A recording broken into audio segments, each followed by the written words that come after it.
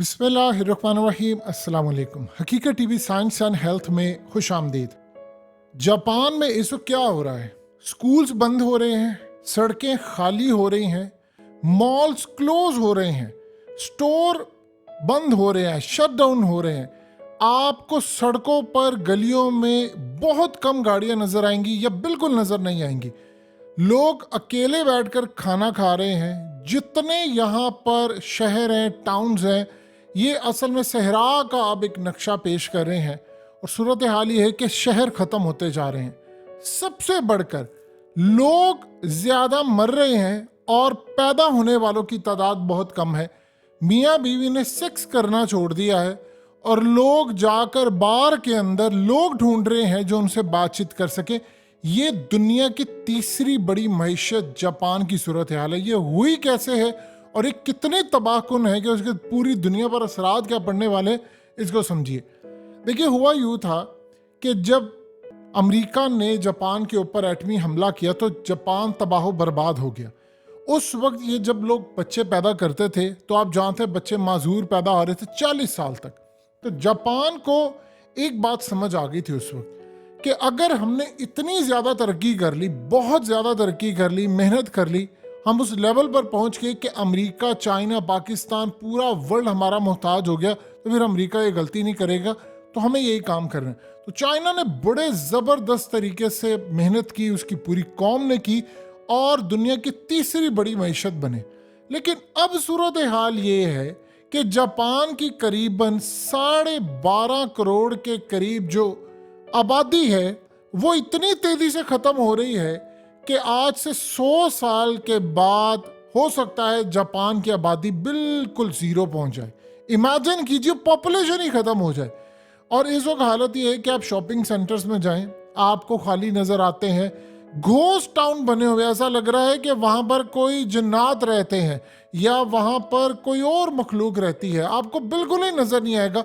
और ये दुनिया की तीसरी बड़ी मईशत का ये हाल है इस वक्त कि वो तबाही के दहाने पर पड़ी है। और हो सकता है कि आने वाले वक्तों में हम हमारी नस्लों को जापान के बारे में जो बताएं, हमारी अगली जो नस्लें हों वो सिर्फ जापान को तारीख में किताबों में ही पढ़ सके। वो शायद जापान का उनको पता भी ना हो कि क्या है, वो बस ये याद रखे कोई कौम हुआ करती थी। देखिए, आज के दौर के अंदर इंसान क्या करता है? इंसान सारा दिन काम करता है कि वो जिस्मानी ताल्लुक कायम करे, सेक्स करे, वो अच्छी लाइफ गुजारे, मियाँ बीवी का रिलेशन हो, उसके अलावा वो बच्चे पैदा करें, उसी सूरत हाल को वो आगे लेकर जाएं। लेकिन जापान के अंदर उनके प्राइम मिनिस्टर ये बात कह रहे हैं कि कौम यानी पूरी तरह तबाही का शिकार हो रही है, अपनी नस्ल पैदा करें, सेक्स करें, जिस्मानी ताल्लुक कायम करें जाकर। लेकिन जापानियों के अंदर जिस्मानी ताल्लुक कायम करने की जो ख्वाहिश है वो मुकम्मल तौर पर ख़त्म होती जा रही है। इमेजिन कर लीजिए कि ना वो सेक्स करते हैं और हालत ये इस वक्त पैदा हो रही है कि कई ऐसे मामला हैं कि एक एक साल तक मियाँ बीवी एक दूसरे के साथ रिलेशन कायम नहीं करते। ये जापान के अंदर हो रहा है। जब आप पूरे वर्ल्ड को देखते हैं तो दुनिया के अंदर लोग पैसा, जिस्मानी ज़रूरत, बहुत ज़्यादा लग्जरी चीज़ें, इन चीज़ों के लिए जीते हैं, लेकिन जापान के अंदर इसके उल्ट हो रहा है। अब असल में जापान जो तबाह होने वाला है वो दोबारा उसको किसी न्यूक्लियर हमले की ज़रूरत नहीं है, जिस तरह जापान तबाह हुआ। अब जापान की जो तबाही है वो इतनी खतरनाक है, ये दुनिया की तीसरी बड़ी मईशत से हो सकता है 100वीं बड़ी मईशत पर पहुंच जाए और अगले कुछ अरसे के अंदर तबाही हो। पिछले साल हुआ ये है कि जापान में तकरीबन आप इमेजिन कर लें कि 8 लाख लोग मरे हैं।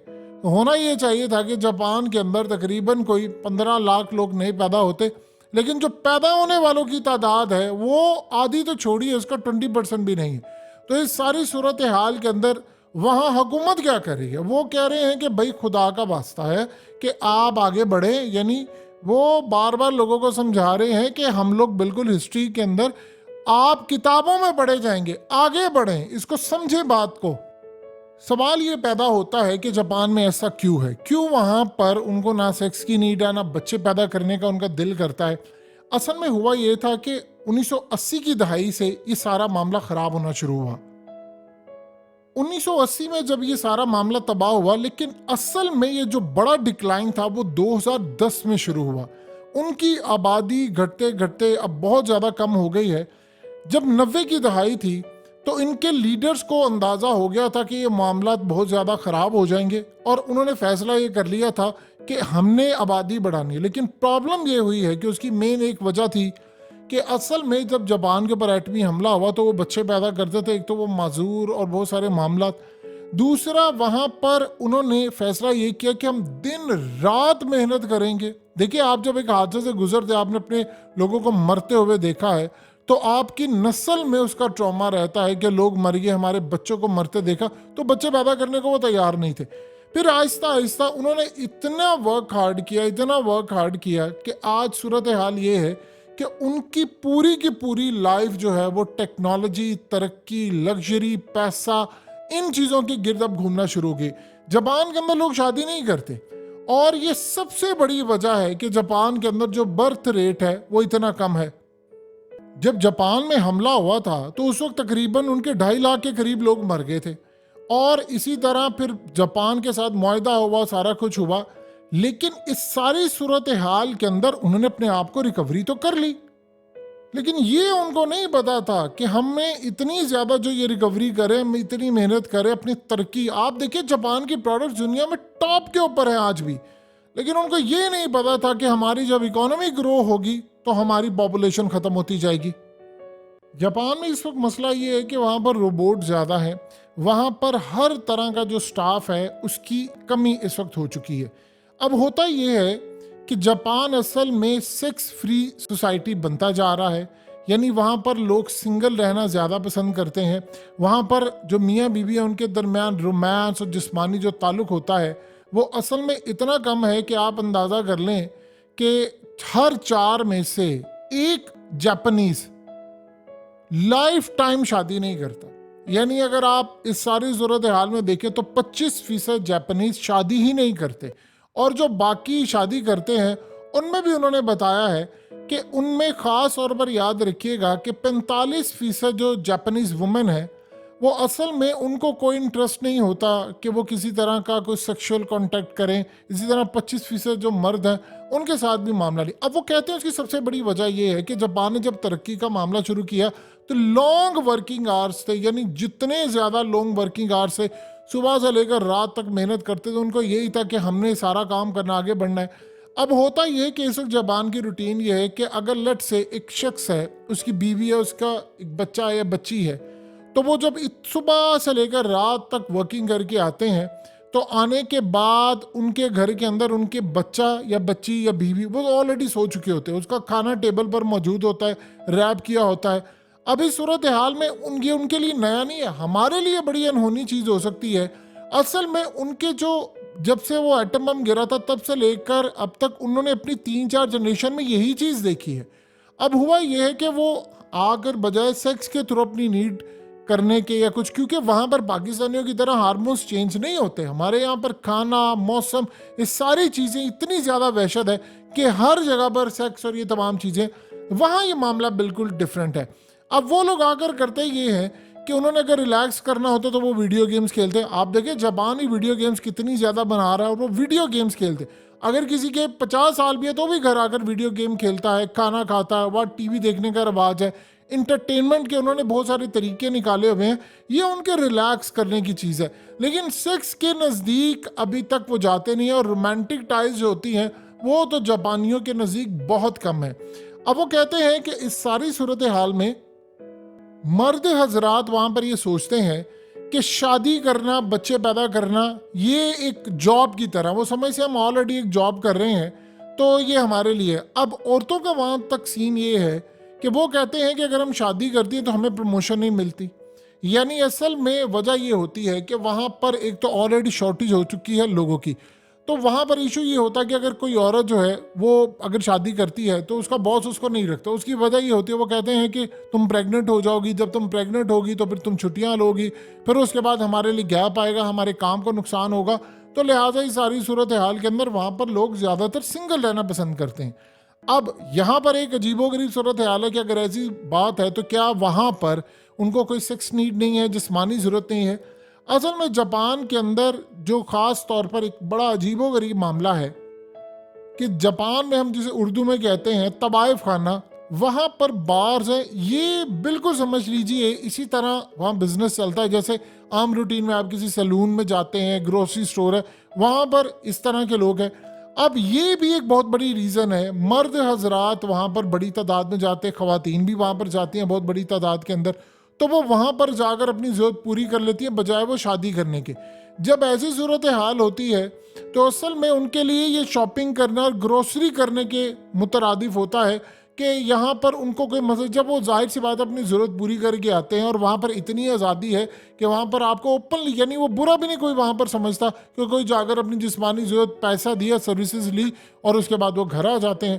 तो यहाँ पर आकर यही वो एक वजह होती है, वो कहते हैं कि जी हमें अगर इस तरह की नीड है, हमारी नीड पूरी हो रही है, तो हमें क्या ज़रूरत है अपनी फैमिली पैदा करने की, बच्चे पैदा करो, उनकी रिस्पॉन्सिबिलिटी लो, ये करो वो करो। हालत ये वहाँ पर हो चुकी है कि हुकूमत ने वहाँ पर उनको इतने बेनिफिट्स दिए हैं कि आप अपने बच्चे पैदा करें, आप जिस्मानी ज़रूरत को पूरा करें, और उन्होंने वहाँ पर ऐसे प्रोग्राम्स भी रखे लेकिन कोई करने को तैयार नहीं है।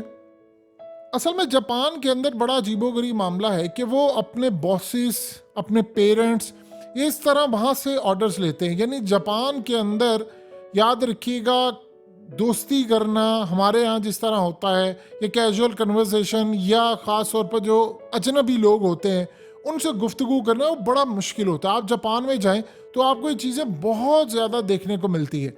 अब इसीलिए आप ये देखें कि लोग वहाँ पर तन्हा है, वहाँ पर आपको जापान के अंदर रेस्टोरेंट्स में और दीगर जगहों पर ऐसी ऐसी चीज़ें नज़र आती हैं कि जिसमें अकेले शख्स के बैठने की जगह है, चाहे वो औरत है मर्द है, तो आप जाकर अकेले बैठते हैं। जापान के अंदर होस्टेस बार्स होती हैं, यानी वहाँ पर जाकर आप पैसे पे करते हैं और आप जाकर गुफ्तगू करते हैं लोगों के साथ, और आपको गुफ्तगू करने के कोई आपसे बातचीत करे, आपको वो पैसे पे करने पड़ते हैं।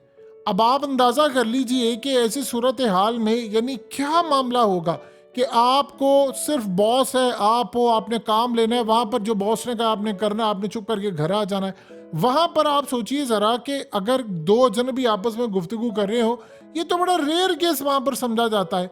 अब इस सारी सूरत हाल के अंदर ना वहाँ पर उनको सेक्स की नीड हो रही है, वहाँ पर उनकी इंटरटेनमेंट इंडस्ट्री जो है उसके लिए उनको बहुत ज़्यादा चीज़ें हैं, देन उनके पास इमोशनलेस कॉम होती जा रही है।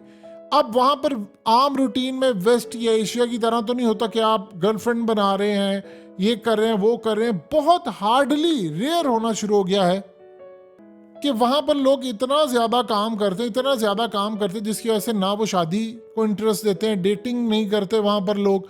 और इसी तरह वो कहते हैं कि सुबह से लेकर रात तक वो इतना ज़्यादा काम करते हैं, इतना ज़्यादा काम करते हैं कि ना उनको फिल्मों में ज़रूरत है। इवन कि वहाँ पर जो फहश इंडस्ट्री है फिल्मों की, उनमें मर्द हजरात बहुत कम हो गए हैं, उनके पास मर्द नहीं है इतने।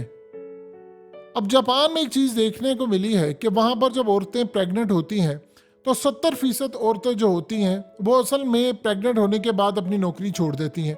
अब जब शॉर्टेज हो जाती है वहाँ पर, और उसके बाद वहाँ महंगाई इतनी ज़्यादा है, वहाँ चीज़ें इतनी ज़्यादा ख़राब हैं, तो वो कहते हैं उसके बाद उनको नौकरियाँ नहीं मिलती और वो खुद भी नहीं जाती।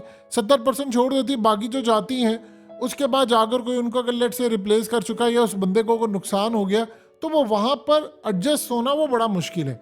अब वहाँ पर एक और भी वजह है जो सबसे ज़्यादा वो बता रहे हैं कि जिसकी वजह से वहाँ पर बच्चे पैदा नहीं हो रहे, सेक्स नहीं है, वो है पोल्यूटेड ग्लोबल बायोस्फीयर। ये असल में क्या होता है? इसका ये मतलब होता है कि उनका जो इन्वायरमेंट है वो इतना ज़्यादा हार्मफुल हो चुका है, जिसके बाद वो कहते हैं कि असल में हवा जो है वो ख़राब है, पानी जो है वो गंदा है और उसमें कुछ ऐसे केमिकल्स हैं जिसकी वजह से उनकी सेहत पर असर पड़ता है। और असल में जो केमिकल्स होते हैं, बीपीए जैसे केमिकल है, इसमें प्लास्टिक है और ये आपके हार्मोन्स के अंदर ऐसा चेंज लेकर आता है कि आपको सेक्स की नीड नहीं होती। ये एक उन्होंने एक रीज़न बहुत ज़्यादा बताया। अभी एक्चुअल रीज़न उनको समझ नहीं आ रही कि क्या है। वो कह रहे हैं एक रीज़न ये है कि जिसकी वजह से बच्चे पैदा करने का, जिस्मानी काम करने का, वरना आप देख लें कि आप ऐसे ऐसे सूरत हाल देखिए कि मियाँ बीवी हो और उनकी कोई लड़ाई भी ना हो, बड़े अच्छे से रह रहे हो, गपशप, लेकिन वो जिस्मानी ज़रूरत एक एक साल तक वो पूरी ना करे। तो वो कह रहे हैं कि असल में एयर पोल्यूशन है, वहाँ पर जो मर्द की खास तौर पर स्पर्म होता है उसको बड़ा डैमेज किया हुआ है, जिसकी वजह से वो वहाँ की ख़वातीन जो है वो प्रेग्नेंट भी नहीं होती, वो हामला भी नहीं होती। अब इस सारी सूरत हाल में उनको कोई मसला भी नहीं है इस चीज़ का, वो नहीं होती ना हो, यानी अगर कायम कर भी लेते हैं रिलेशनशिप तो फिर भी उसके बाद उनको ये चीज़ें फेस करना पड़ती हैं।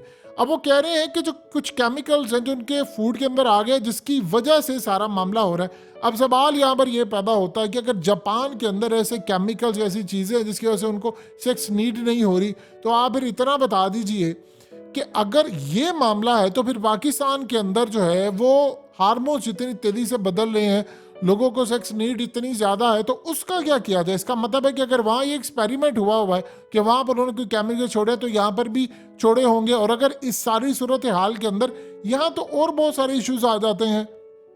पाकिस्तान में अगर कोई ज्वाइंट फैमिली में रहता है कोई, उसको तो अपनी जिस्मानी ज़रूरत पूरी करने के लिए भी फैमिली को देखना पड़ता है कि जी कब फैमिली से अलग हो, कब हम जाकर रिलेशन कायम करें, और कब लेट उठना जल्दी उठना। तो हमारा जॉइंट फैमिली सिस्टम ने तो इंसान की सेक्सुअल लाइफ को तबाह करके रख दिया।